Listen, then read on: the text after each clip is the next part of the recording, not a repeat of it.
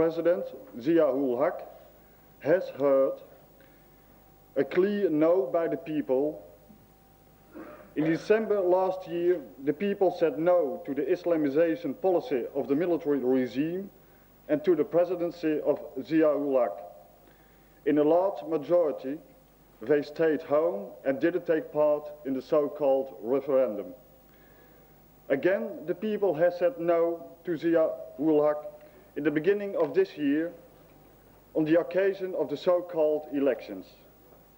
People boycotted the elections as was asked for by the Movement for the Restoration of Democracy, or if they did vote, people voted against the candidates who support the military regime. They ejected 6 cabinet ministers, a presidential advisor, 2 provincial ministers, and they defeated 3 city mayors, as well as over half of the members of Zia's nominated advisory council. But completely distorting the meaning of this no by the people, Zia declared that people backed his regime and policy. A ridiculous statement, really. And Zia knows it quite well. He feels his time has come, and people and democratic parties want him to go, now and forever.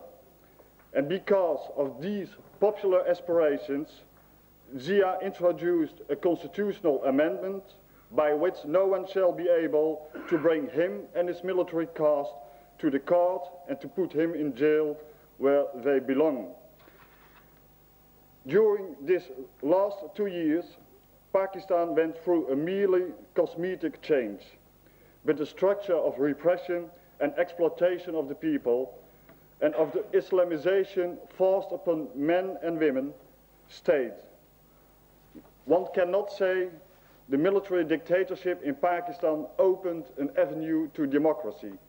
No, the military dictatorship blocked this avenue by declaring everybody who is against us is against democracy because we, the military rulers, are the democracy. Like the old French king Louis XIV said, the state, that's me and no one else. It's up to you, up to the Movement for the Restoration of Democracy, up to the National Liberation Front, up to the parties participating in the movement of the MRD to open this avenue to democracy.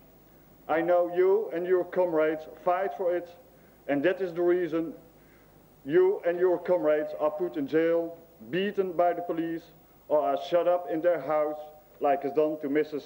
Bhutto. Pakistan did not turn into a democratic country, neither happens it to be an independent country. It is a client state. It has sold itself to the United States for a petty price of $3 billion US, as the opposition leader Mir Gauss Bizenjo put it, referring to Washington's military aid program. As you might know, one of the other better friends of Zia's regime is the Dutch government. Every year, Pakistan receives from the Dutch government tens of millions of guilders. The Pacifist Socialist Party last year tabled a resolution in Parliament to stop this so-called development aid to Pakistan, but unhappily this resolution didn't get a majority. Your country opened its borders for our money, but it is shameful to see that the Netherlands closed its boundaries for freedom fighters of your country as of other countries as well. The Pacifist Socialist Party fights against this malicious combination of profit-seeking capital in your country and of denying entrance to foreigners in our country.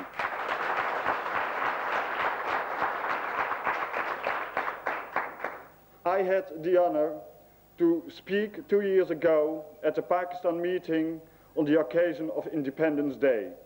I would like to repeat some words because they didn't lose their relevance. The PSP fights for a human, democratic and socialist society where you people, as well as people of other countries, have free access to escape from brutalities and oppression in their own country, to find here an own identity, and also to have the possibilities to fight from here for a better Pakistan, for a socialist Pakistan. I wish you the greetings of solidarity on behalf of the Pacifist Socialist Party and on behalf of myself, especially to Mr. Maira Mohammed Khan, by whose fierce struggle for a socialist Pakistan we feel inspired. Thank you. इंतज़ार की घड़ियां ख़त्म होती हैं। Rice अंजुमन अब dice पर तशरीफ़ लाने को हैं। दिलों को थामिए, महराज मोहम्मद खान तशरीफ़ लाते हैं। जनाब महराज मोहम्मद खान, आपसे गुजारिश है कि महराज मोहम्मद खान का इतनी तालियों की इतनी गूंज से इस्तकबाल करें कि ये आवाज़ व्हाइट हाउस तक जाए और ईवान सदर कांप उठे।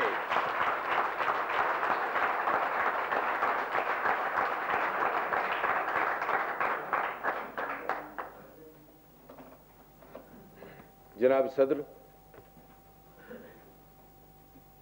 मोहतरमा जोदित wolf, member commerce party Netherland,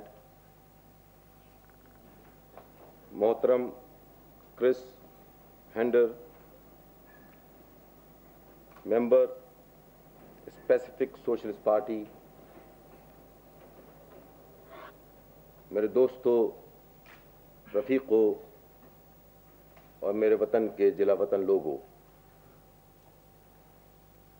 इससे पहले कि मैं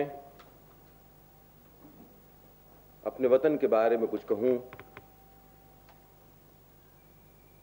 मैं नेदरलैंड के इन दोनों मुहतरम दोस्तों को, जिन्होंने पाकिस्तान के अवाम के साथ अपनी दोस्ती का, अपने ताउन का यकीन दिलाया है, उनको खराज अकीदत पेश करना चाहता हूं। ये हमारे लिए बड़ी खुशी और दिल को गरमाने वाली बात है कि नेदरलैंड की ये नुमाइंदा अंजुमनें आज पाकिस्तान में मौजूद आमरीयत के खात्मे के लिए, पाकिस्तान में मौजूद फौजी आमरीयत के खात्मे के लिए, जमहूरियत की बहाली के लिए, सोशलिज्म के क़याम के लिए और हमारे ख़ित्ते में अमन के फ़रोग़ के लिए हमारे शाना बशाना ताउन का यकीन दिला रही हैं। मैं पाकिस्तान के अवाम की तरफ से और इस हाल में बैठे मजबूर और बेकस लोगों की तरफ से नेदरलैंड के अवाम को यकीन दिलाता हूं कि आपने दुनिया के अमन और आज़ादी के लिए, ख़ास तौर पर पाकिस्तान की अमन, आज़ादी और खुशहाली के लिए, हमें मार्शल लॉ से निजात दिलाने के लिए जिन जज्बात का इजहार किया है, उनके जवाब में हम नेदरलैंड के अवाम को उनकी तरक्की, उनकी खुशहाली और अमन के क़याम की जद्दोजहद में पाकिस्तान के अवाम की तरफ से भरपूर ताउन का यकीन दिलाते हैं।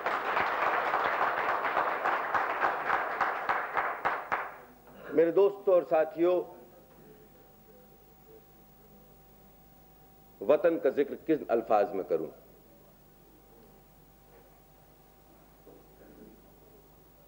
वतन तो बड़ी खूबसूरत और हसीन चीज होता है,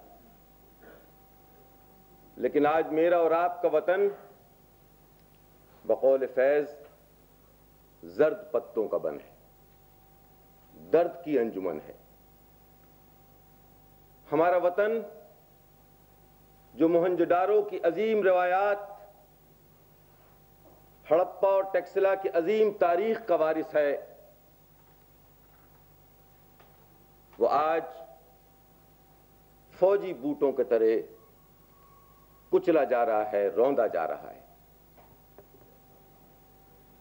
हमारा वतन जहां के कि सरजमीन पर अजीम सूफी शायरों ने जन्म लिया, जो शाह लतीफ, بابا بلے شاہ، بابا فرید، رحمان بابا، خوشحال خاں خٹک، اقبال اور فیض احمد فیض کے گیتوں کا دیس ہے، نغموں کا دیس ہے، کافیوں کا دیس ہے۔ آج ہمارے وہ نغمے، وہ ہمارے گیت، وہ ہماری شاعری، وہ آج فوجی بینڈ کے دبدبوں کے نیچے دبی ہوئی ہے۔ آج ہمارے وطن کے سینکڑوں نوجوان، ہزار سے زائد نوجوان قید میں مجبور ہیں، بے بس ہیں اور ظلم و ستم کا نشانہ بنائے جا رہے ہیں۔ ہمارے سامراج، ہمارا وطن سامراج دشمن عجب خان، دست خان، دلہ بٹی، بھگت سنگھ، ہوشو شیدی، احمد خان خرل، خیر بخش مری، یہ خیر بخش نہیں، ان کے دادا، جنہوں نے جب سامراج نے ان سے کہا تھا، برطانوی سامراج نے اور گورنر نے اس وقت کہ ہم ڈولی میں بیٹھیں گے اور تمہاری بگی کھینچو، تو انہوں نے تلوار نکال کر کہا تھا یہ ہماری غیرت اور حمیت کے خلاف ہے۔ آج وہ ہمارا وطن 3 ارب 20 کروڑ ڈالر کی حقیر سی امریکی فوجی اور اقتصادی امداد F-16 طیاروں کے عوض حصول کے لیے آج امریکہ کی فرنٹ لائن اسٹیٹ میں تبدیل کر دیا گیا ہے۔ وہ وطن جس کے بہادر سورماؤں نے سامراج کے کلائی کو موڑا تھا، سامراج کا سر اپنے پاؤں تلے خم کیا تھا، آج اس سرزمین پر CIA کی گرفت مضبوط سے مضبوط ہوتی جا رہی ہے۔ آج میرا وطن خاک و خون میں نہایا ہوا ہے۔ آج ہماری بیٹی، ہماری بہن جو یہاں سے اپنے بھائی کا لاشا لے کر اسے دفنانے کے لیے اپنے وطن گئی تھی، جھگڑا کرنے نہیں گئی تھی، تجہیز و تکفین کرنے گئی تھی، اس جھوٹی اور مکار حکومت نے اسے یقین دلایا تھا کہ تمہارے لیے پاکستان کے دروازے کھلے ہوئے ہیں، اور جس رات اس نے بھی یہ کہا کہ ہم 3 ماہ تک خاموش رہیں گے، ہم دیکھنا چاہتے ہیں کہ اس کے حکمراں کتنے سچے ہیں، تو اسی رات اسے گرفتار کر لیا گیا، اسے پابجولہ کر دیا گیا۔ میں اس کی رہائی کا مطالبہ یہاں کرنے نہیں آیا ہوں، اس لیے کہ کس سے رہائی کا مطالبہ کریں گے؟ ہم ظالموں سے، جابروں سے؟ ہم یہاں درخواستیں دینے نہیں آئے جنرل ضیاء کو، میں آپ کو جدوجہد کا پیغام دینے کے آیا ہوں۔ اور آپ کی وہ بہن، میں اسے سلام کرتا ہوں کہ تیرے ماتھے پہ یہ آنچل بہت ہی خوب ہے، لیکن تو اس آنچل سے ایک پرچم بنا لیتی، اور اس نے عملاً اپنے پرچم سے ایک آچم بنا لیا۔ آج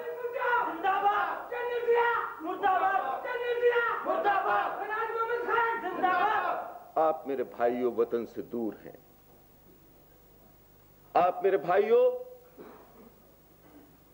وطن میں جو تکلیفات میں لوگ رہ رہے ہیں، آج سرحد کے مقام پر، بالا حصار کے مقام پر، اٹک کے مقام پر، ورسک کے مقام پر ٹارچر کیمپ کھولے گئے ہیں،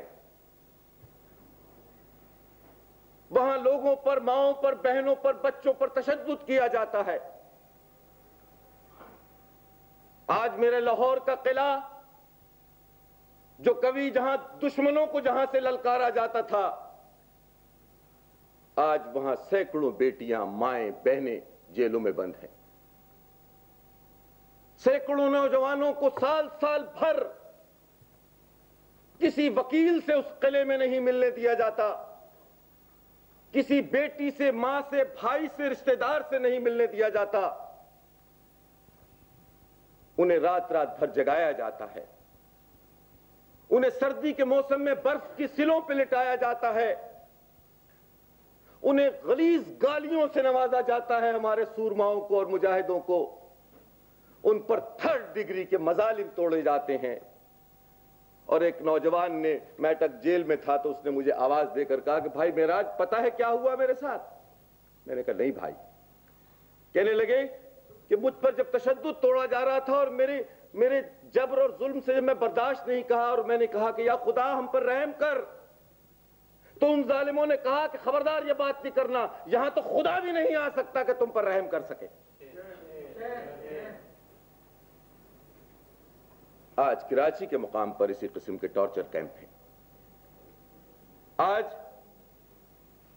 پلی کیمپ میں بلوچستان میں اسی قسم کے ٹارچر کیمپ ہیں۔ گزشتہ 8 سال کے دوران 1 لاکھ سے زائد افراد، گزشتہ 8 سال کے دوران 1 لاکھ سے زائد افراد کو گرفتار کیا گیا اور جیلوں میں ڈالا گیا۔ گزشتہ 8 سال کے درمیان تقریباً 30,000 افراد کو فوجی عدالتوں سے سزائیں دی گئیں، جن میں صرف نوجوان ہی نہیں تھے، بوڑھے بھی تھے اور کم عمر بچے بھی 13 سال کے تھے۔ پلوئیوں کی بیٹی جو کم عمر ہے پچھلی تحریک میں جیل میں رہی۔ ہمارے اور بہت سے رفیقوں اور ساتھیوں کے 12 13 برس کے بچوں کو جیلوں میں ڈالا گیا۔ آج ایک ظلم ہے، ایک جبر ہے، ایک ستم ہے جو میرے وطن پہ توڑا جا رہا ہے۔ ہمارے صحافیوں کو، ہمارے ادیبوں کو، ہمارے مزدوروں کو، ہمارے ممبران پارلیمنٹ کو ستم تو دیکھو کہ شاہراہوں پر کوڑے لگائے جاتے ہیں۔ ادیبوں کا قلم آج خون سے نہایا ہوا ہے۔ آج آزادی صحافت نہیں ہے میرے ملک میں۔ آج میرے ملک میں مزدور کے کوئی رائٹ نہیں ہے۔ کہتے ہیں اسلام آ رہا ہے۔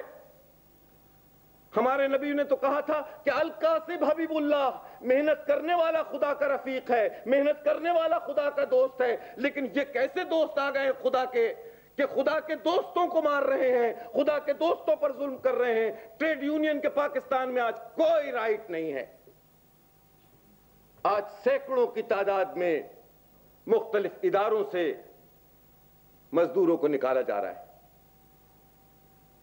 آج سینکڑوں کی تعداد میں افسران کو نکالا جا رہا ہے۔ یک طرفہ بھرتی جاری ہے، کیونکہ 25% کا فوج نے اپنے لیے کوٹا مقرر کر لیا ہے، وہ بھی ریٹائرمنٹ کے بعد۔ ہمارے کسانوں کے بیٹیوں کے ہاتھ پیلے نہیں ہو پاتے، ہمارے مزدوروں کی بیٹیوں کے ہاتھ پیلے نہیں ہو پاتے۔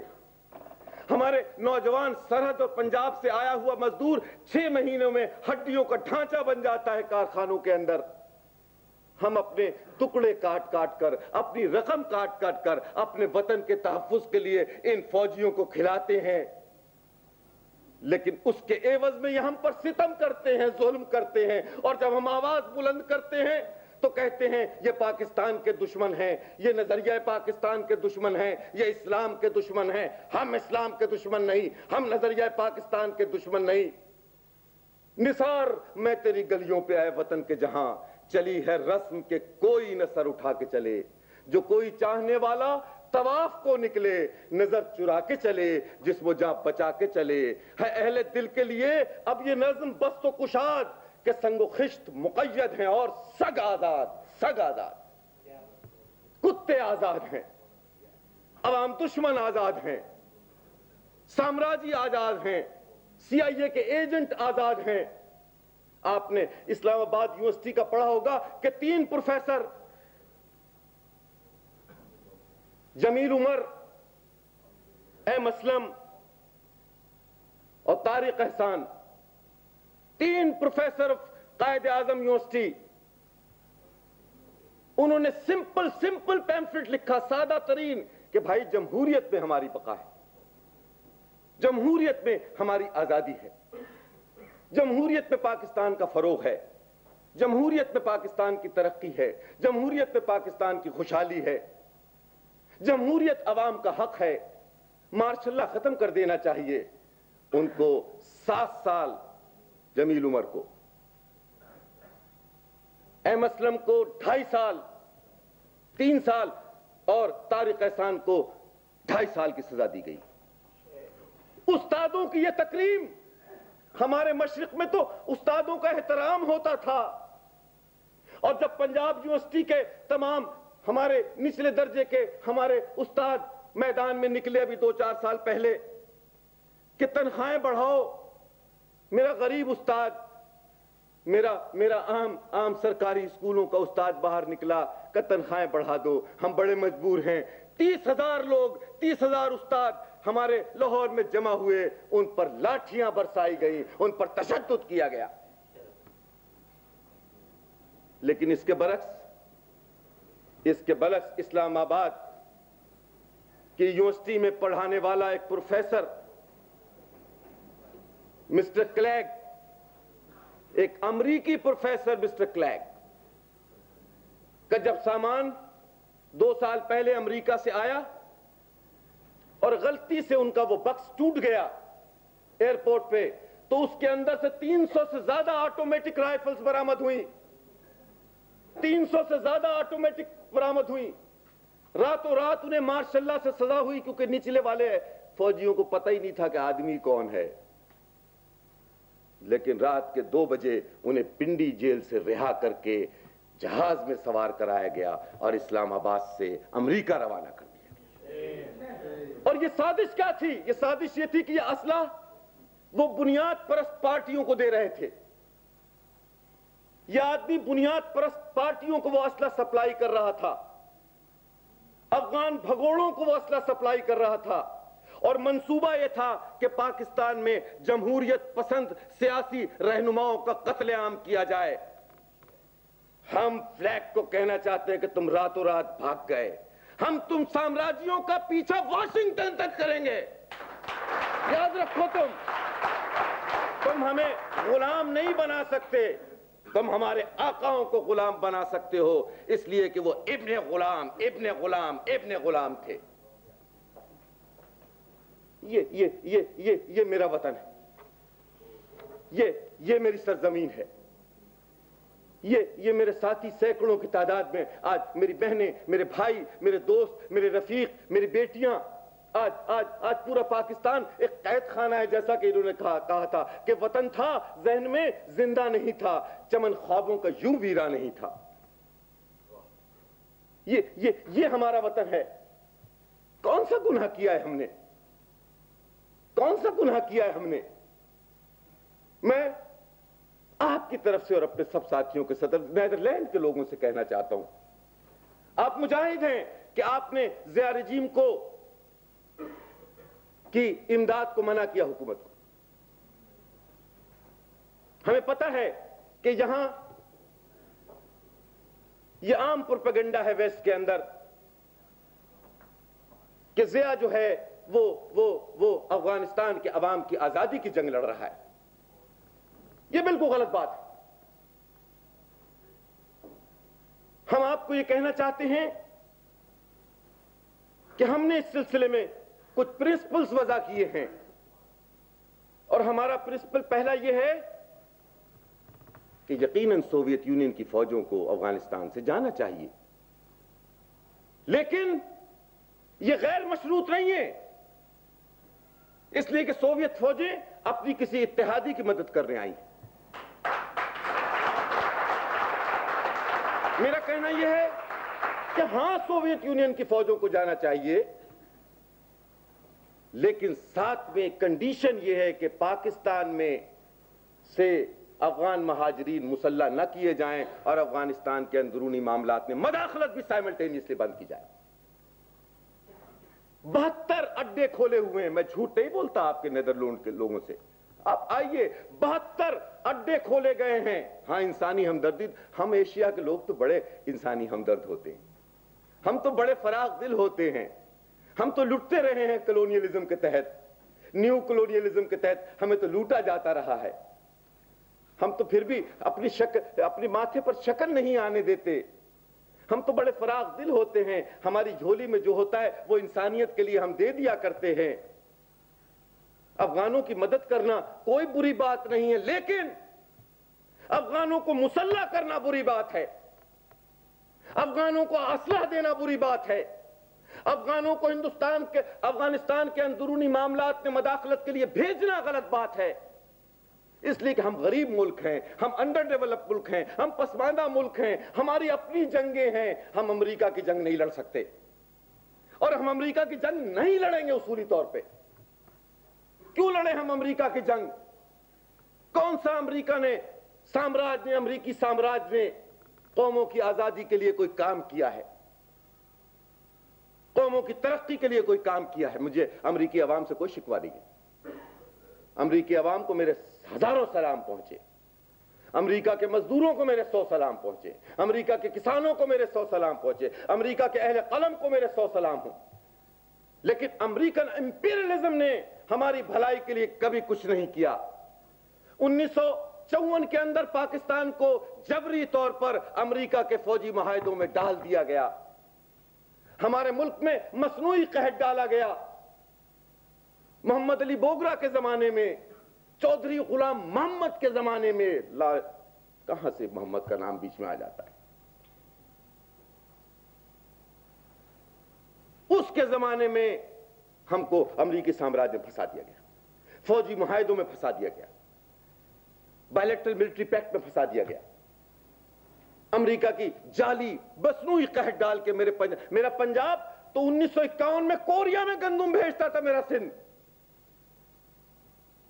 ہم تو اتنے زرخیز منڈی ہم کہلاتے تھے, ہمارے کھیت لہلہاتے تھے, لیکن مصنوعی قحط ڈالا گیا. پھر امریکن گندم بھی آیا, اور امریکن گندم نے ہماری آزادی کی روح کو مسخ کر ڈالا.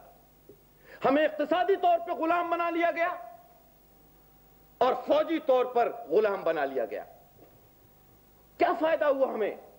میں کہتا ہوں امریکن ایڈ آئی پاکستان کے اندر, لیکن مجھے آپ بتائیے کوئی بنیادی نوعیت کی صنعت, بیسک انڈسٹری امریکن ایڈ سے لگی؟ اس لیے کہ امریکن ایڈ مشروط ہوتی تھی کہ اس انڈر ڈیولپ پسماندہ کنٹری میں کوئی بنیادی نوعیت کی صنعت نہ لگے, کوئی ٹیکنالوجی نہ آئے. نیو کلونیلزم کا طریقہ کار یہ ہے کہ وہ پسماندہ قوموں کو پسماندہ رکھنا چاہتا ہے, غریب رکھنا چاہتا ہے, انہیں ایک منڈی کے طور پہ رکھنا چاہتا ہے. چائنا نے ہیوی میکینیکل کمپلیکس لگایا ٹیکسلا میں, روس نے اسٹیل مل لگایا کراچی کے قریب. لیکن ہمارے جو اتحادی تھے ماشاءاللہ, وہ مخالفت کرتے رہے کہ پاکستان میں اسٹیل مل نہیں لگنا چاہیے. پاکستان